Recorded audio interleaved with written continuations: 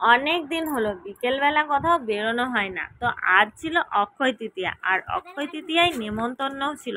তোমাদের কাদের কাদের অক্ষয় তৃতীয়ায় নেমন্তন্ন আছে অবশ্যই কমেন্টে জানিও। তো আমরা যাচ্ছিলাম সেই অক্ষয় তৃতীয়ার নেমন্তন্নে। তো যাওয়ার সময় ফুচকার দোকান দেখে দাঁড়িয়ে পড়লাম। সন্ধেবেলা বেরিয়েছি, ফুচকা খাবো না তাই কখনো হয়?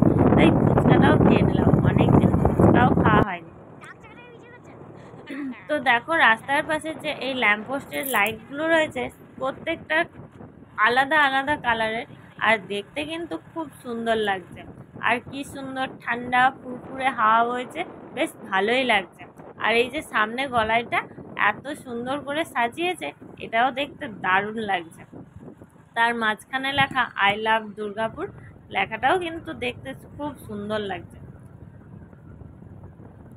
আর রাস্তার মাঝে এইভাবে ভিডিও করতে করতে যেতে আমার খুব ভয় লাগে, কারণ এক হাতে ছেলেকে ধরে থাকি আর এক হাতে ফোন। এইভাবে ভিডিও করতে আমার খুব ভয় লাগে। তারপর বাজারে গিয়ে ভিডিও করা হয়নি সেভাবে।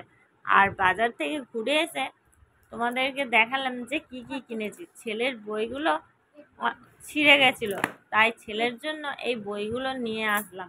আর সামনে যে সার্ফের প্যাকেটগুলো দেখছো, ওগুলো শেষ হয়ে এসেছিলো, তাই ওটাও নিয়ে চলে এলাম। আরও বেশ কয়েকটা জিনিস নেওয়ার ছিল, সেগুলোও নিয়ে চলে এলাম।